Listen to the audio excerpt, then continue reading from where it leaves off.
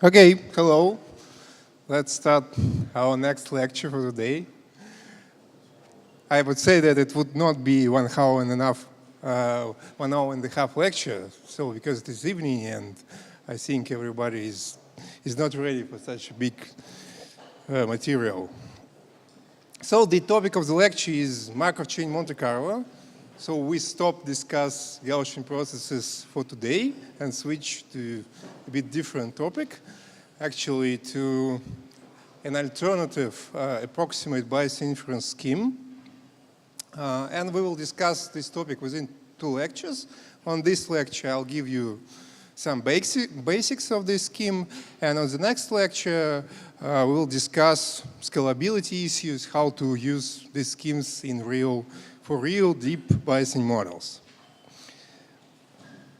Okay, let's first start with the approximate Bayesian inference scheme that you already know, namely variational inference.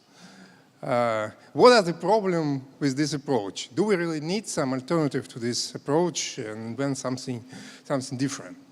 Okay, let's do a small recap of what is going on with variational inference. Suppose we have some probabilistic models, for example, like this, some prior distribution on model parameters and objects, likelihood functions, and we want to estimate somehow the posterior distribution for this model, and we suppose that we can't estimate them analytically in any kind.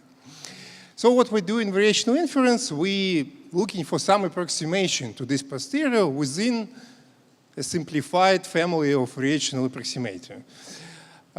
In the usual thing that we choose some parametric family for finding our proxy with parameter lambda and find this parameter solving an optimization problem with evidence lower bound.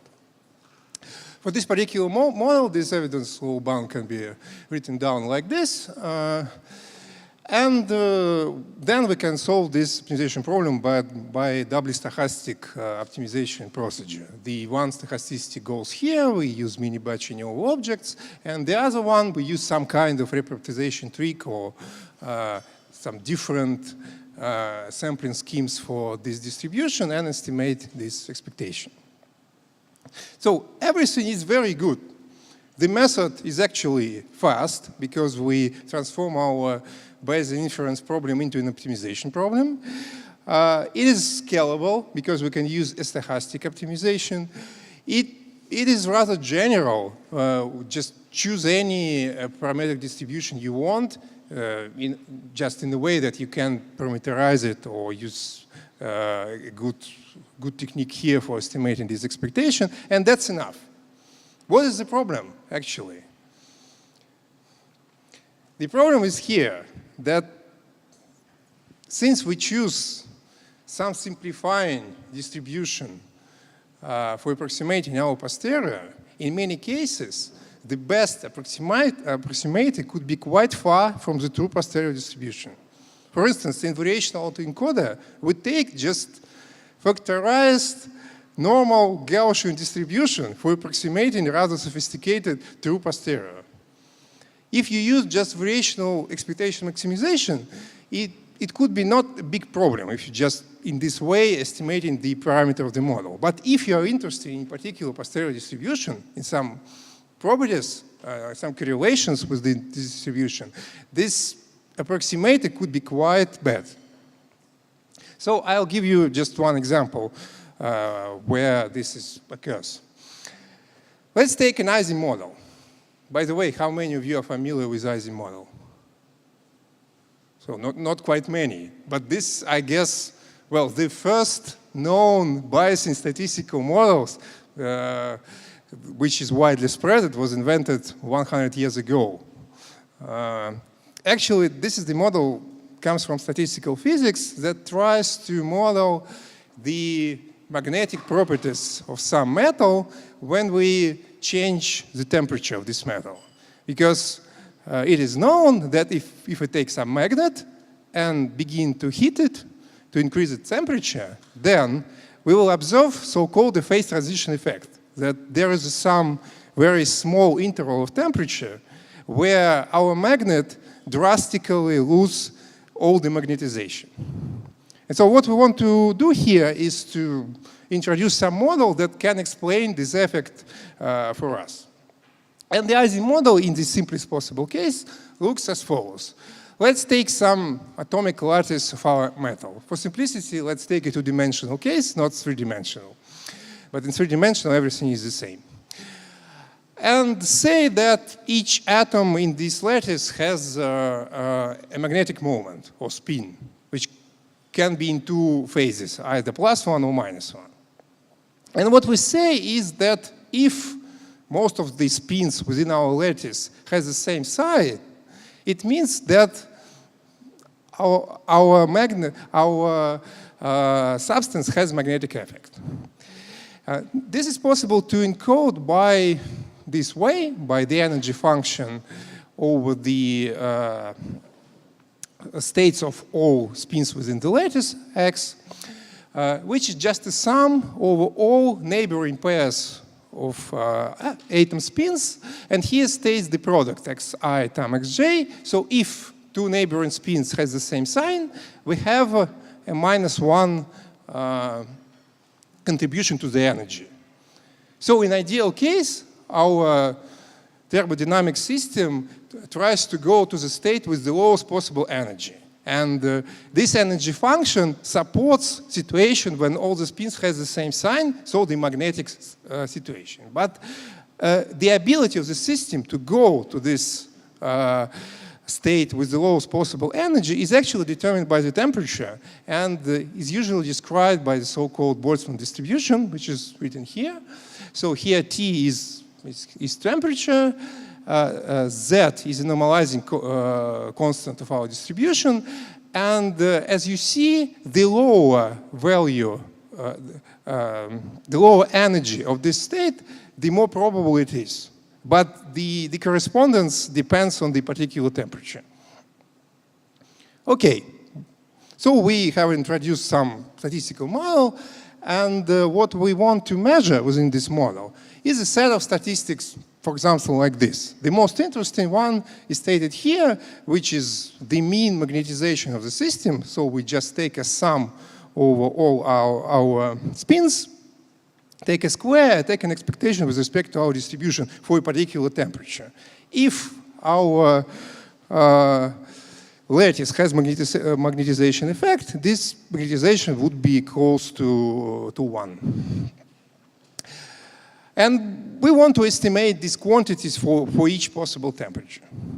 The main problem here in estimating these values is actually in normalizing constant.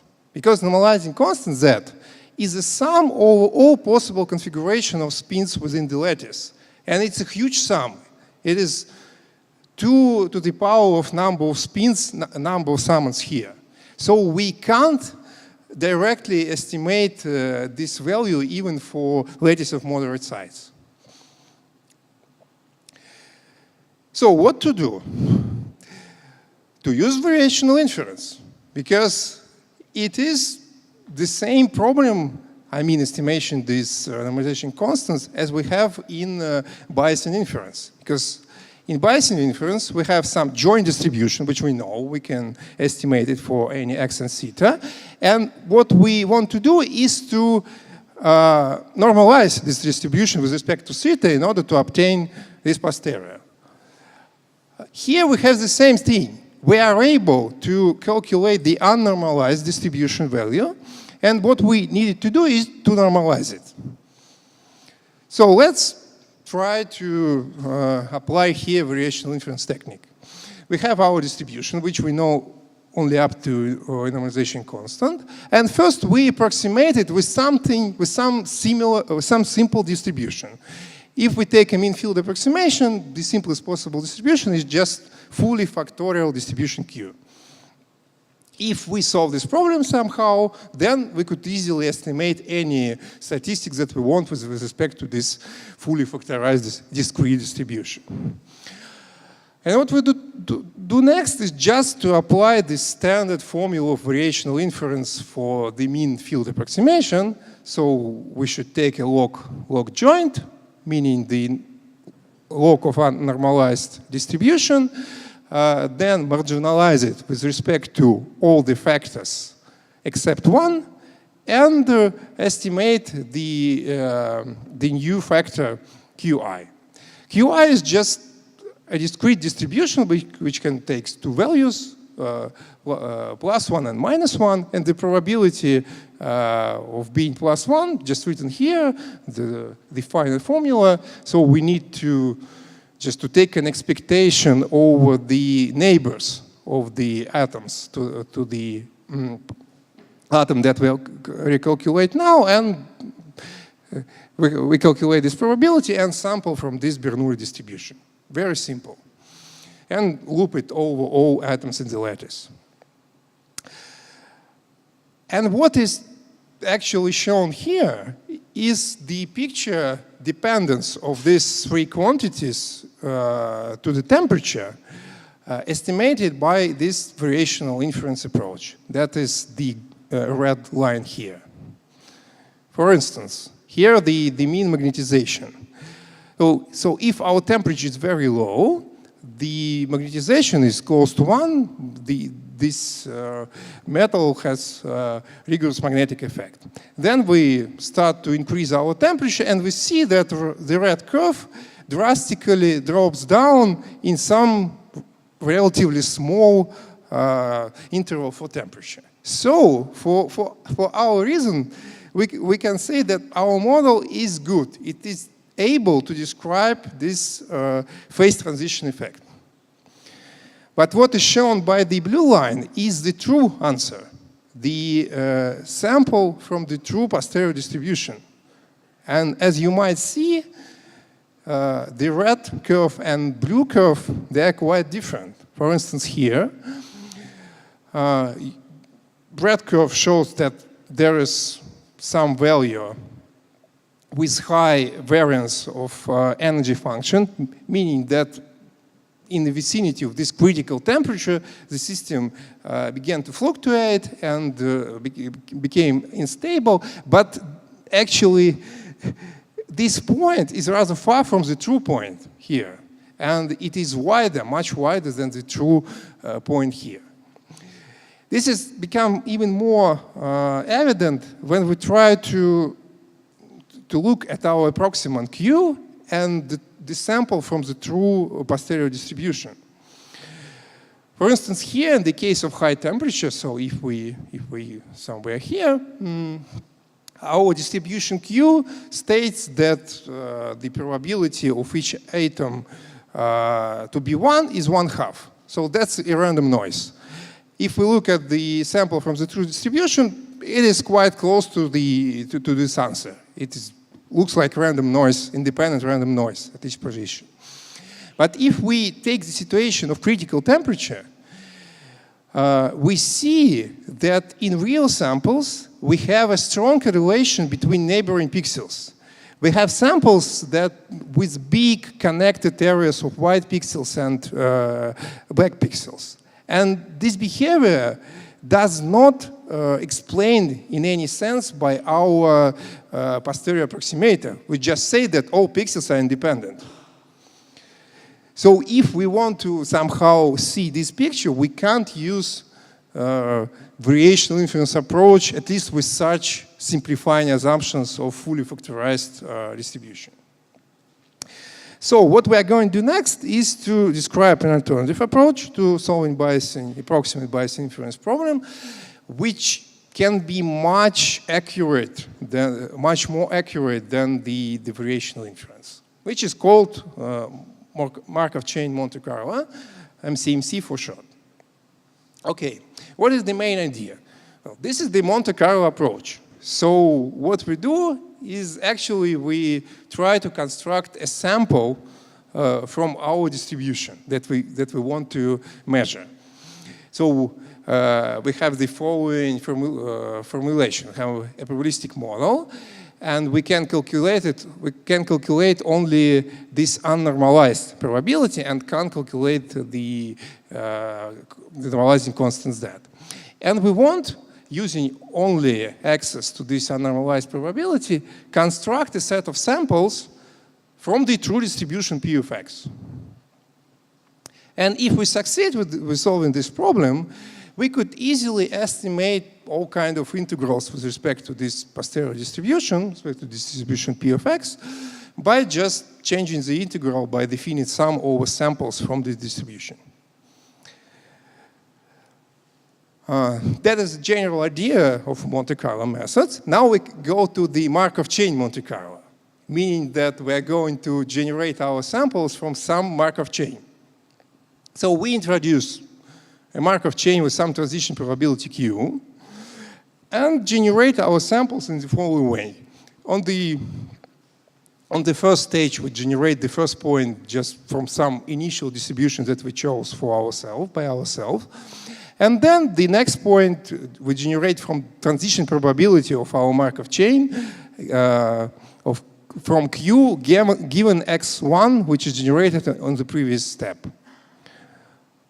And so on the next step, we again generate from transition probability with x2, etc. So since we are generating from a Markov chain, these samples are not independent, certainly, because the neighboring points, they're actually generated from this transition probability, so they are not independent. But anyway, these not independent samples are still good for estimating such kind of integral, such kind of expectation.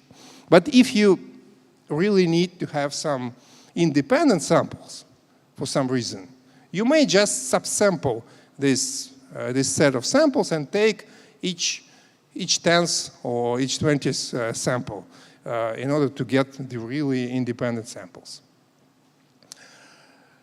That is the general idea of Markov chain Monte Carlo, and now we need to introduce somehow this transition probability Q in a way that these samples would really be the samples from our given distribution P of x.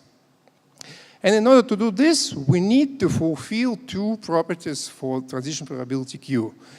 The first property is called invariant distribution. So suppose we have some distribution P of x, pi of x, and we have some Markov chain, some homogeneous Markov chain with transition probability Q.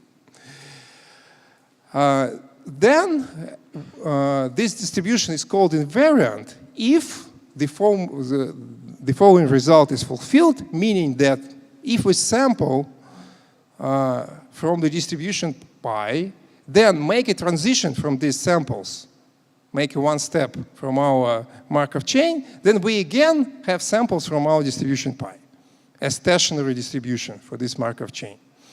That is called an invariant distribution, and certainly if we want by this Markov chain to sample from our intended distribution, our intended distribution should be invariant with respect to this Markov chain. And the other important property stated here, so-called ergodicity of the Markov chain, this is about the initial distribution. We certainly can't start our sampling from the true distribution. We just start from some arbitrary distribution P0. And the ergodicity property states the following.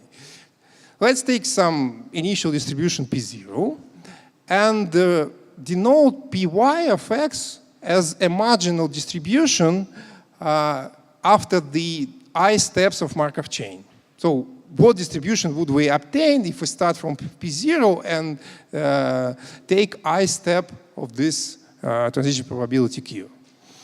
We would get to some distribution Pi of x, and if our Markov chain is ergodic, this actual marginal distribution goes to the invariant distribution pi of x.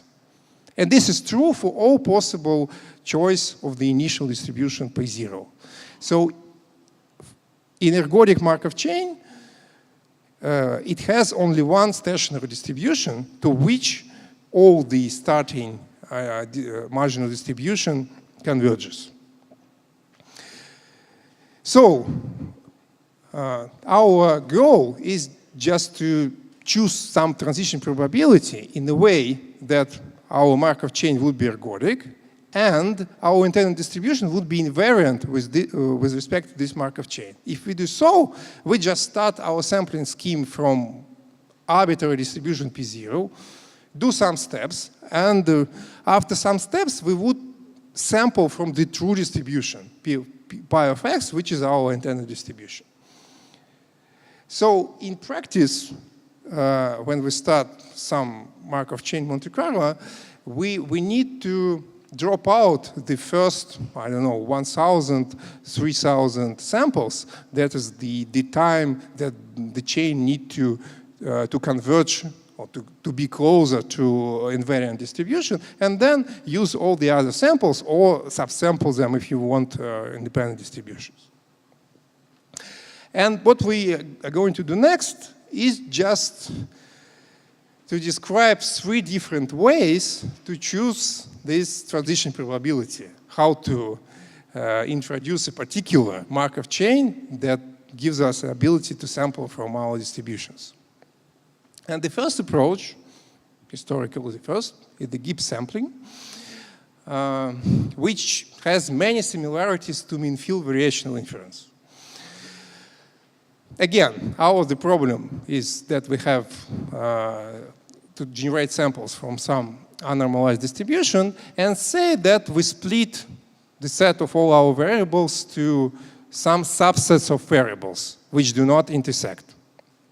Like in mean field variation, a variational inference, when we say that our distribution will be factorial with respect to some subsets of variables.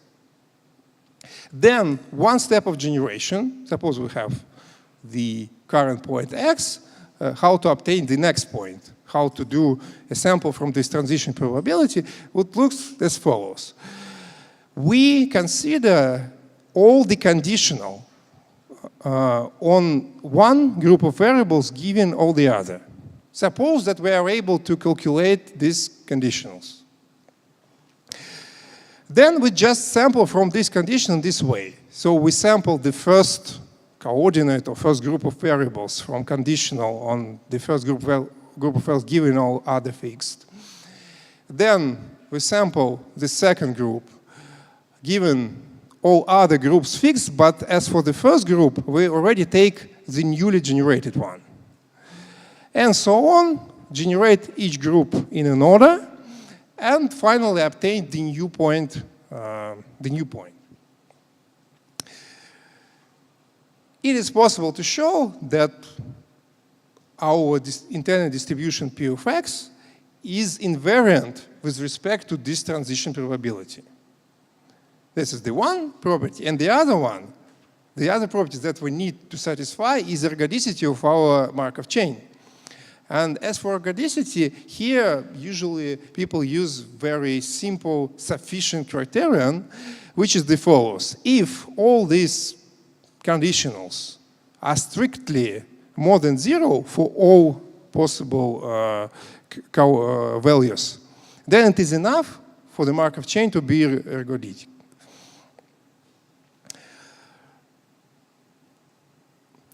So you see, in variational inference, in mean field variational inference, we said that in order to apply that method, we need our probabilistic model to have the property of conditional conjugacy. So if we take a log joint, if we marginalize it with respect to all fixed groups of variables, we should be able actually to calculate the normalizing constant on the distribution on the group of variables that we recalculate. Here we have the same property. We should be able, if we fix some group of variables, to normalize, to recalculate this distribution in some effective way, in analytic way, or some particular procedure for sampling for this. If it is possible, then we can apply a Gibbs sampling scheme. Okay, let's, for example, apply the Gibbs sampling to our Ising model. So we just take our unnormalized distribution and tries again to calculate the conditional distribution on one variable given all other fixed. And the same as in variational inference case in mean field, here we can do this explicitly. This is just the discrete distribution which takes 2 values, and the probability of x being 1 is given by the explicit formula, and we just sampling from this distribution in an order. And actually, the blue lines here, it is the result of Gibbs sampling. So because we are not, certainly, we're not able to calculate analytically the true distribution here. But since we have a sampling approach, this sampling could be make exact scheme if we take the infinite number of samples. So if the number of samples that we generate here goes to infinity, we come to the true answer because we're sampling from the true distribution. That is why these blue curves can be considered as some good approximation to the true answer. So let us give a small summarization on Gibbs sampling scheme and compare it to variational inference.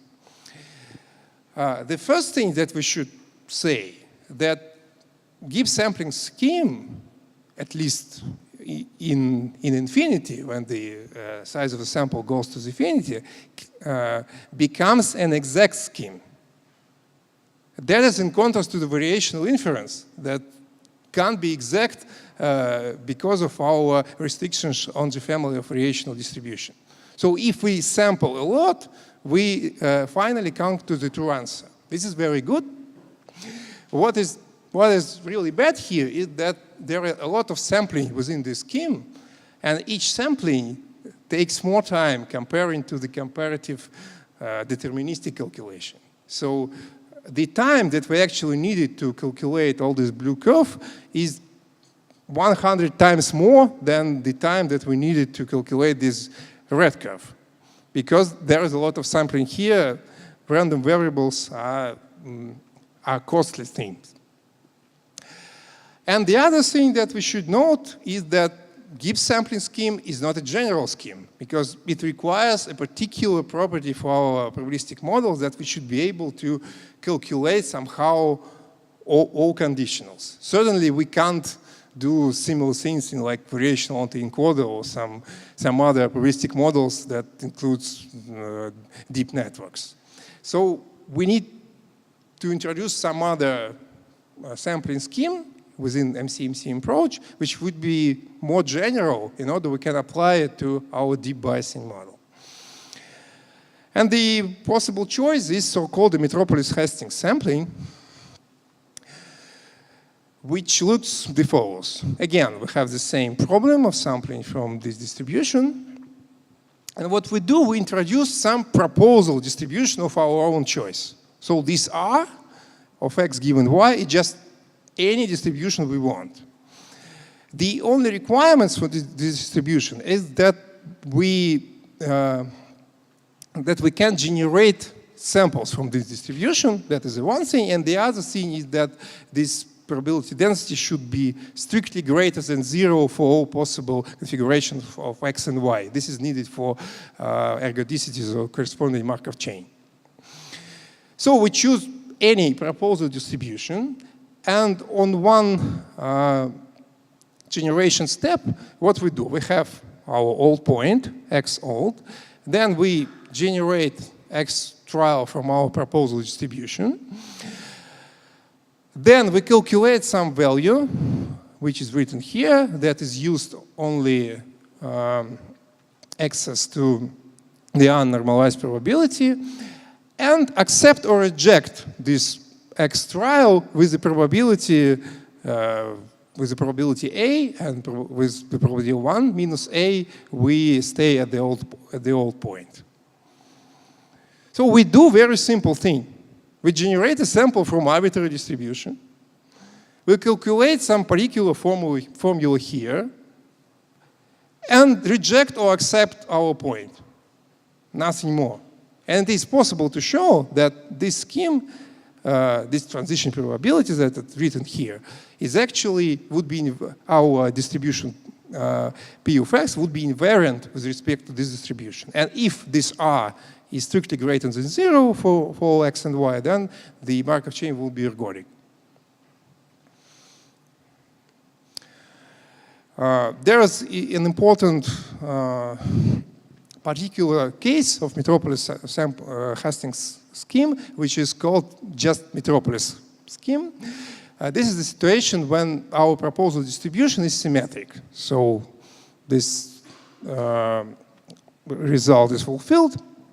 And in this case, if we use this symmetric thing and put it here, so that's terms cancels, we have that our A, our probability of accepting the new point, can be written like this. And in this way, the Metropolis schemes has very simple interpretation. What we do, we have our X old, we generate a new point, and we just compare the probability of this new point. If the probability is higher than the probability of previous one, then we accept this point for sure, because this ratio would be greater than 1, so A is 1, and we for sure accept our X trial as a new point. If the probability of the new point would be less than the previous one, then we can also accept the point, but with the probability proportional to the ratio of these two probabilities. So very reasonable approach. And here is some illustration of how it could work. So here, let's try to sample from a two-dimensional Gaussian distribution, correlated Gaussian distribution. For sure, we can sample from this distribution directly, but suppose we can't. So we have some correlated distribution, and we impose the following proposal distribution, just isotropic Gaussian distribution centered at the previous point. So what we do, we take some point, take a random guess in some vicinity of this point proportional to this sigma value, and compare the probability distribution in new point. If the probability is higher than previous point, then when accepted, this is the green steps shown here. If we go somewhere here, where the density is much lower than density at this point, we certainly reject this point. So we go through through this density and have some sampling from our distribution. Okay, is it a good method? From the one hand, it seems to be very applicable. You just take an arbitrary distribution you want as a proposal. You just put it within the particular acceptance rejection steps, and that's all. You can sample from any possible distribution you want. However, in practice, it's quite difficult with this Metropolis or Metropolis Hastings things to choose the proposal that our sampling would be effective. That we, from the one hand, do not have a lot of rejections, and from the other hand, we are able to go through all possible areas of high probabilities. Look at this sigma, for example. If we take sigma quite big value, so we try a big steps from every point, almost all points would be rejected, because we would do some big point, here the probability is much less, and we reject it. So it would be inefficient. If we do some small, if we take some small values sigma, the situation would be so that we do two tiny steps. If steps are tiny, the probability in neighboring points are almost similar, so most of the points would be accepted. But we would move very slowly through this space. So it requires us a huge number of samples in order to have a good sample from this distribution. And even with the optimal sigma here, our sampling scheme would not be quite effective, because as you look to this picture, you see that it would be beneficial for us to make a big steps along this diagonal and to do a smaller steps along this diagonal. But we are not able to do this with such kind of a proposal distribution. That is what's sometimes called a random walk behavior, we just, when we try to generate the next sample, we use a proposal distribution that uses no properties of our true distribution that we actually need to sample from. We just do a random walk, go to some arbitrary point around our previous point, and hope that this point will be accepted. Certainly, this doesn't work in general sense, and now we will shortly describe one particular approach on how to choose the proposal distribution within the Metropolis sampling scheme in order to be effective. Because the proposal distribution that will use somehow the value of probability that we need to sample from. Okay, let's look at this picture. Suppose that this probability density function, the log of this probability density function with minus gives us just some energy surface in this space. So here is the lowest energy value, and when we go here, the energy grows. And we use the model similar to the Ising model. So we say that our energy function is determined by the log probability. And we want to understand at what particular point our system would be. If the temperature is not high, it is lower than the critical value, then our system would tend just to the point of maximum probability, or to the minimum of energy. This is certainly not what we want from our sampling scheme, because in sampling, we want not just to go to some maximum probable point, but mostly to go around this most probable point to go through the spaces of high probability values. And this task is actually very old. If we imagine that our probability is just some potential field, and we have a particle within this field, and if we add some velocity to this particle, then this particle would make some movement within this field, and this movement would be described by just simple Newton mechanics. Okay, let's look what we can get from this. Okay, suppose we have some particle moving within some potential field without outer energy. Let's denote by x the coordinates of this particle, and by p the momentum, which is mass times the velocity of the particle. And we would like to describe the behavior of this system, which can be done using Hamiltonian equations. Hamiltonian equations are just simply the Newton equations, because here we have so-called Hamiltonian energy, which is the sum of potential energy and kinetic energy. And here there are two equations. The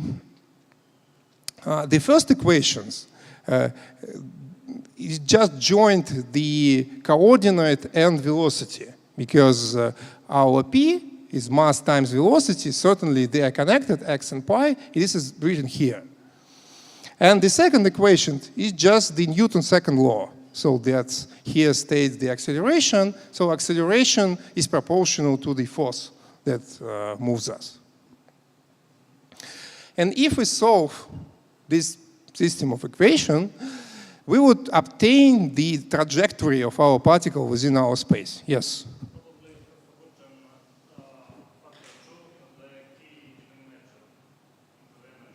Yeah, here in kinetic energy, certainly it should be 1/2. Okay, so what we're going to do next? We are going to reformulate the problem of sampling from our distribution as a problem of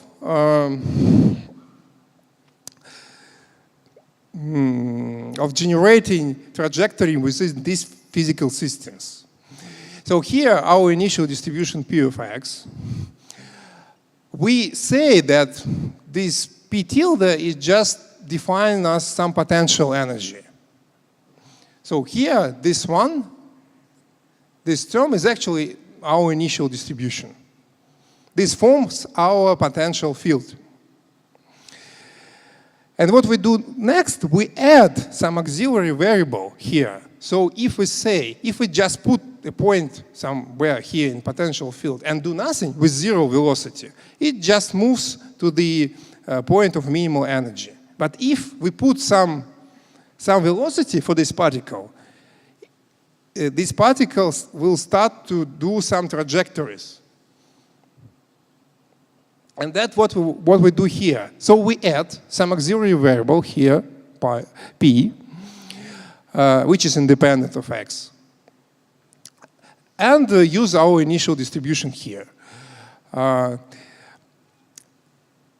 And then our proposal distribution, again, we still use a Metropolis sampling scheme, but just to try to choose a particular proposal distribution within it.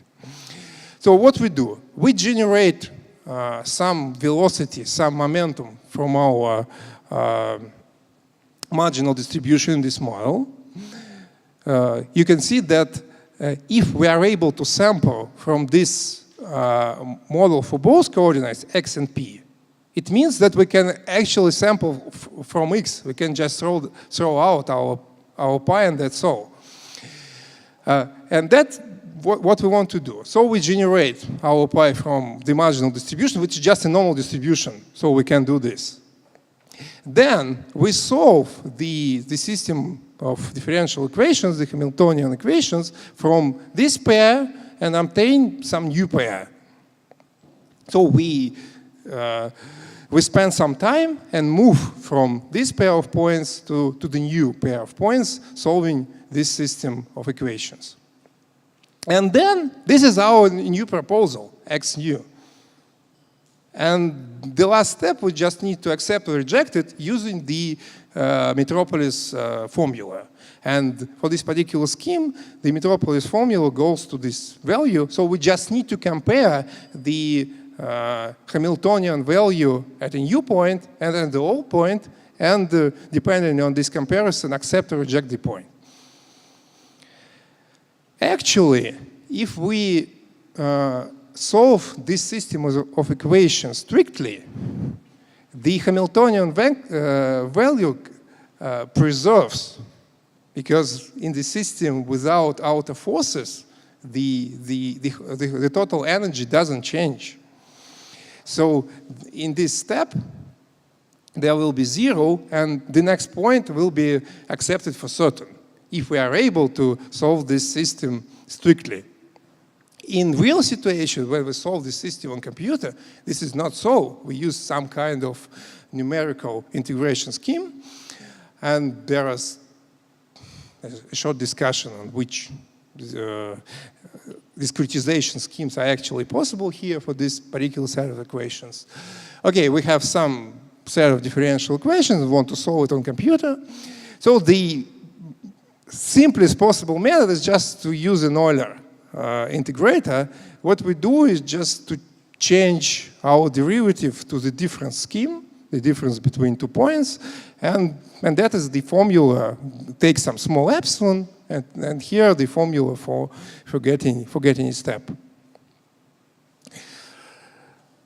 If epsilon goes to 0, this scheme would be exact for this system of equation. The problem is that in real situation, epsilon is not 0, and we want it to be of not to be too close to 0. And the Euler method is not stable. So here is one particular example of differential system of equation. Here the true trajectory is written, and here what is actually gives us an Euler method.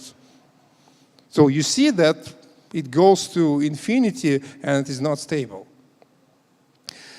There are a huge amount of other integrator schemes that are more stable. Actually, that's the big area of research. But usually people within Hamiltonian equations use so-called leapfrog method, which looks as follows.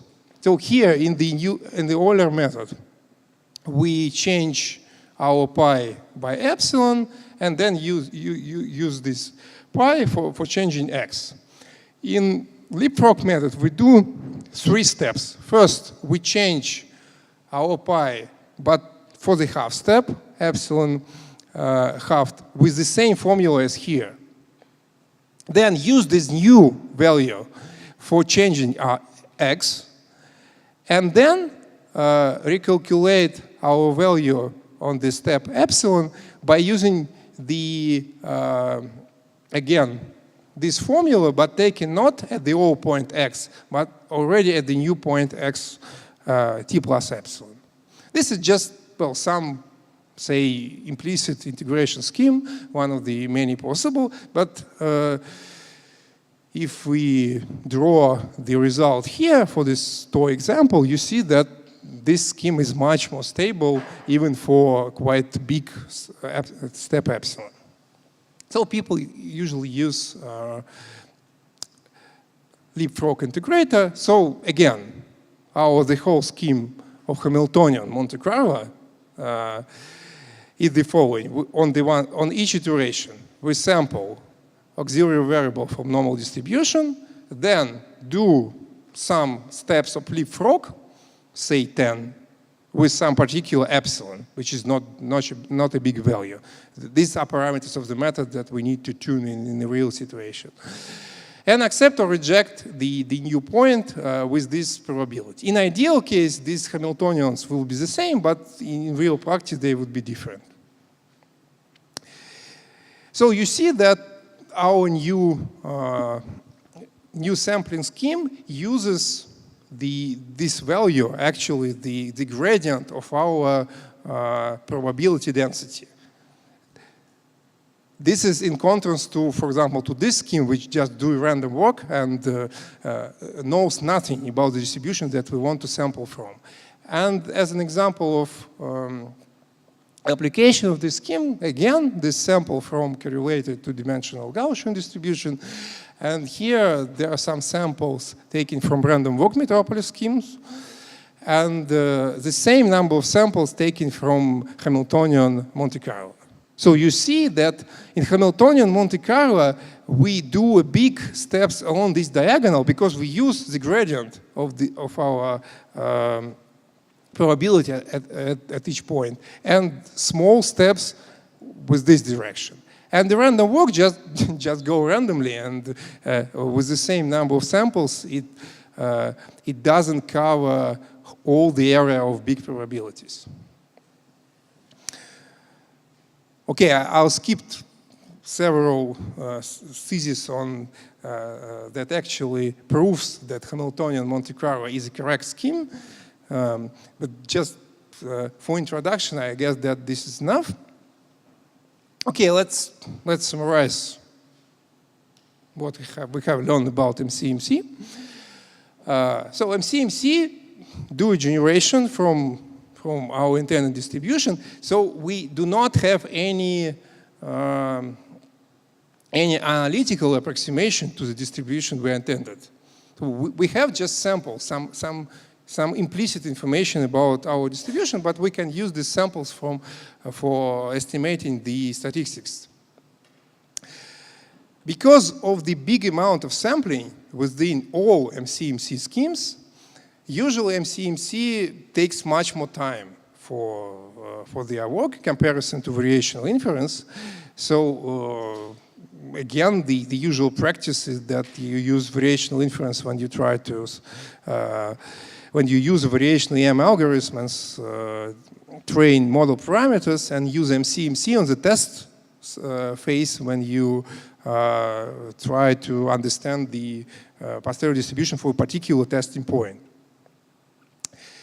Then the good news is that if, in the limit, if we sample a lot from our sampling scheme, we would get an exact answer, which is good, and we see that for Ising model, for example. By the way, there's an interesting story that Ising, a man who invented this model, actually it was the beginning of 20th century. At that time there were no computers, and he needed to estimate all this mean magnetization and normalizing constant by some analytical methods.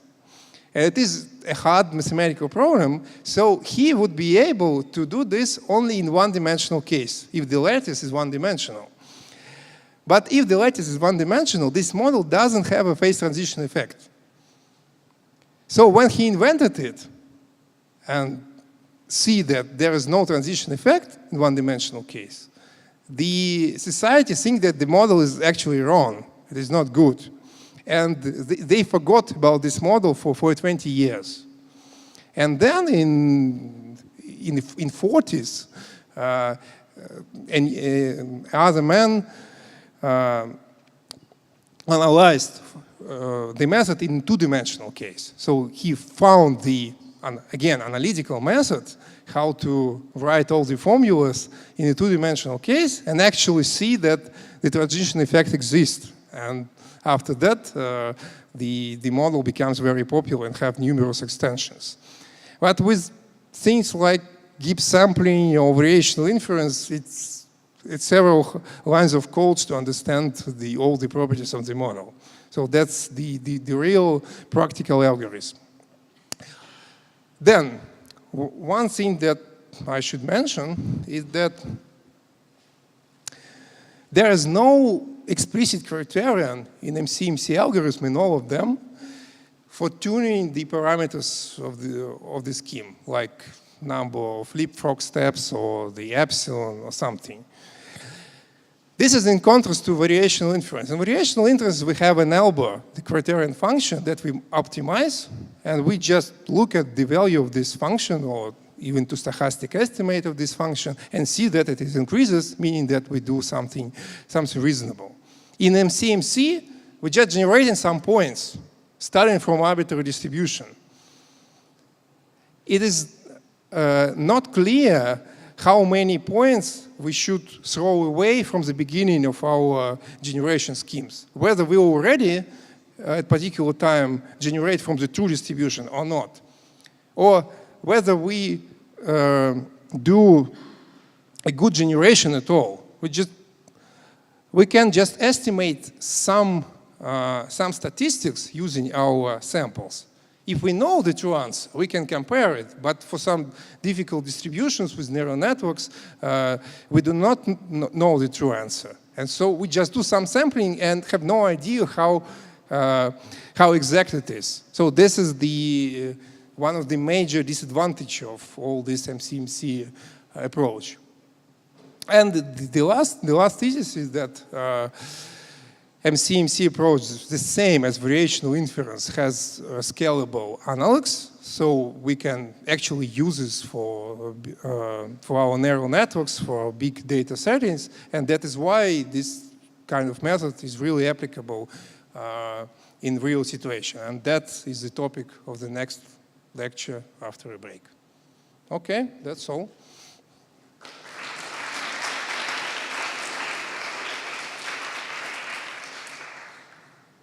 Questions?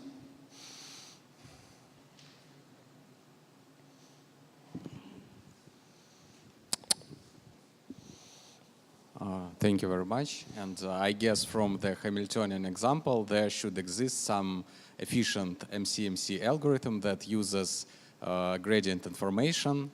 So does it exist? Which is more efficient? More than Hamiltonian? More than Metropolis Hastings. Well, Metropolis Hastings is just an umbrella method, because there is a proposal distribution within this method, and depending on how good is proposal, we have a good or bad scheme. So the point is how to choose this proposal. The Hamiltonian Monte Carlo is a particular way to choose this proposal in a reasonable way that concerns the gradient of the probability function. In particular situation, it could be not the best possible choice. It is like you do optimization bi-gradient method. Is it a good method? Sometimes yes, sometimes you can invent something more interesting. The same is actually with Hamiltonian. So it is possible to consider some second-order information, some other information of our probability density and use it within proposal. But this concerns only specific thing. As for general case, HMC, I guess that's one of the best to the current moment. Thank you.